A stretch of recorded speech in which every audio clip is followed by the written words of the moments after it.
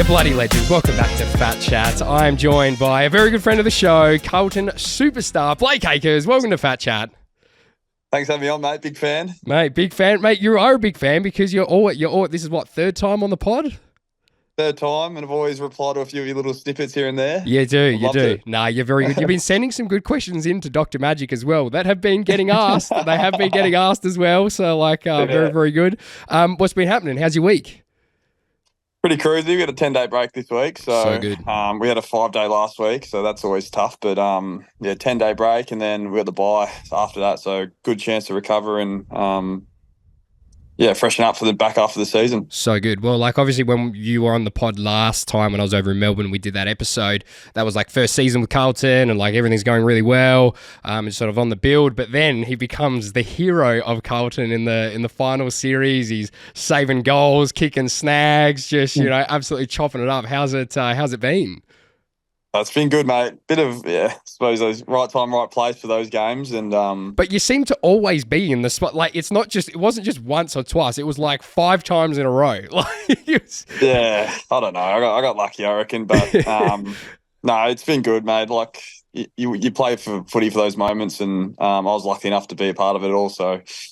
I still wish we went a bit closer and won another game and maybe another 2. But we learned from that, and we'll as a group, I reckon we're heading the right way. We're in a better space we are this year than we were last year. Most definitely. It's been so much buzz around Carlton. It's been insane. I'm definitely a bandwagon. Well, obviously because of you, I go for Carlton. But, big bandwagon supporter jumping on and making sure I'm seeing all the games. But, go back to the finals last year, the elimination final when you had all those, big moments and everything.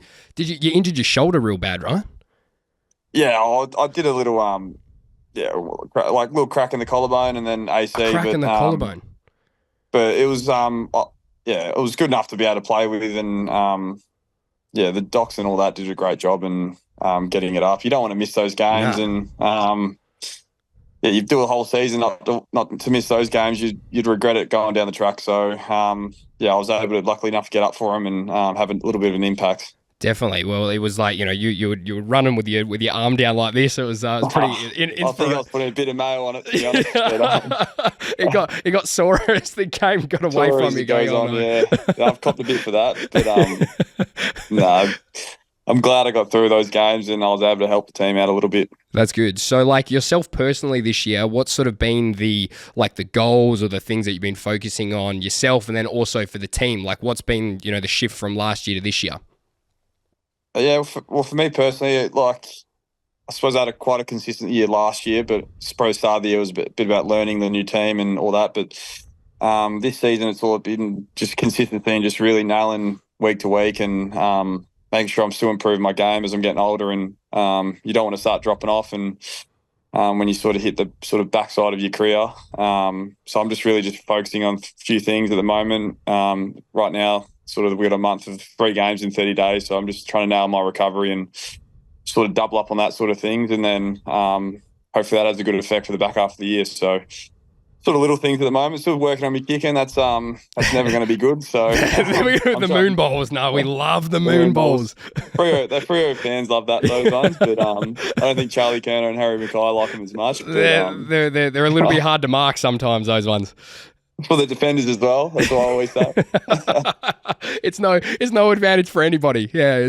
No, so when you think about yourself from when you started at St Kilda, and then obviously you had Freo, and now you're at Carlton. You just mentioned you're sort of coming towards you're getting a little bit older. You got a little bit more experience about you now. When you're thinking about the things that you were doing when you were at St Kilda versus now and all throughout that journey, what's the things do you reckon that have improved the most over that time?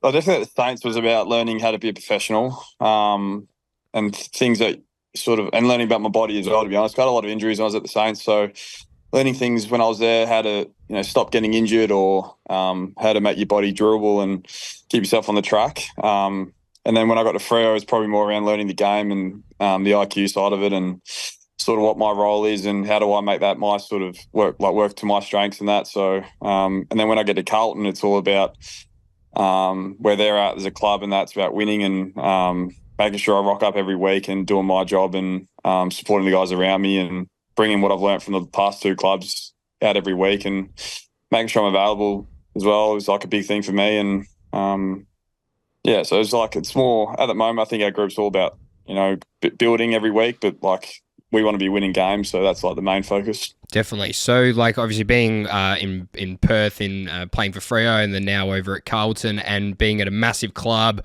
they always get talked about way more. There's a bigger, support base. It's one of the big four clubs kind of thing. What's like the difference in like, do you feel that there's more pressure when you're at Carlton versus at Freo, or because footy's so big here and it's a two club town here, there's a lot of pressure anyway. Is it similar, or is it on another level at Carlton, and how do you deal with that? Yeah, it definitely goes with expectation. Comes a lot more things as well. I think the year at Freo when we went really well, there was it wasn't a huge expectation. There was an expectation we'd play finals and that, but it was sort of like, yeah, we're making finals. Let's go see how it goes. But with Carlton, it was like we need to make finals. We need to be top four, whatever it is. We need to be winning flags.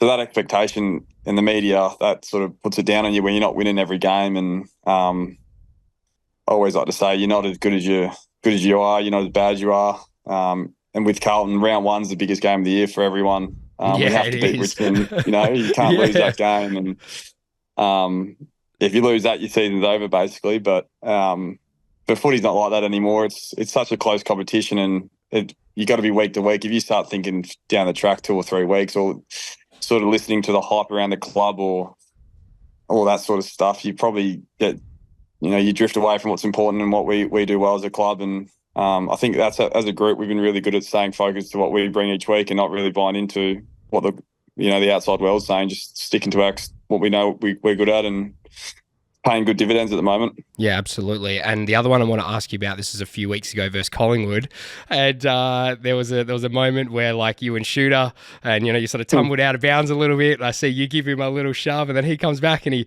gives you a bit of a shove in the back, and he gets a week for it. But I don't think what people everybody that I've been talking to doesn't realise, you guys are like best mates. So you got a week for it. We had a good laugh about it. I called him after the game and I said, "Fuck, I've had a look. I reckon you might get done here." And he couldn't believe it. He said, "I don't know what happened."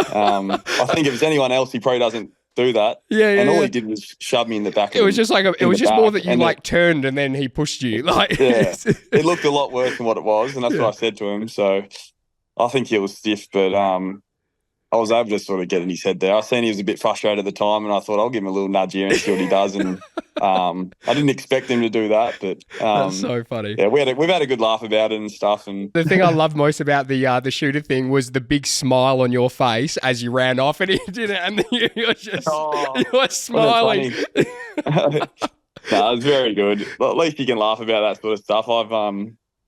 I'll send him a few screenshots of it every now and again, and we have a good laugh. So. That's so good. And just before we started recording, you just filling me in, because this comes out in a couple of weeks, so the secret's safe, don't worry. You're doing a prank down the club. What's your prank that you're cooking up? So I got this new hot sauce called it's called the Chili Willie's Pepper Sauce, yes. Carolina Rectum Wrecker. So you reckon some rectums down Carlton. I did it at Freo once, where you just sabotage the lunch and put a few little strips on it, maybe a piece of chicken or in the sushi or something, and you don't know who's going to get it. But yes, as in, so you don't them from the other side of the table in tears. So you don't do it to the whole thing. You just drip it in little bits. Just one little corner, maybe. But it's I don't know why I find it hilarious. And yeah, hopefully we get someone good. But that's so good. Yeah, you just see someone panting in the corner, telling the boys, "Fuck, this chicken's hot, isn't it?" That's so really, good. That's so good, man. The pranks that I've been doing, I don't know if you've seen it on my story. I've been doing those surprise magics where I just go and rock up and knock on people's door. Yeah. Have you seen them? A little bit. They've been real good. There's been a real mixed bag of reactions for that stuff. But I'm gonna get this weekend. I'm getting pretty creative with a couple of people. I'm gonna bring some air horns, and I'm rocking up real early in the morning. I've teed up with their housemates. Come in, air horn, body mag, get out. Let's go. Go get Big Sean, mate. I actually need to get him. I need to get him. He needs to get fit. Yeah, he does. You need to get him out there. Well, mate, thank you so much for catching up on FatChat. Always so good to catch up and hear everything that's going on. Good luck for the rest of the year. I'm going to try to get over to Melbourne, I reckon August or something like that. So we'll catch up then. Yeah, perfect. We'll get you to a game and stuff. Yeah, beautiful. Sounds good, awesome, my friend. Mate. Thank you very much. Good on you.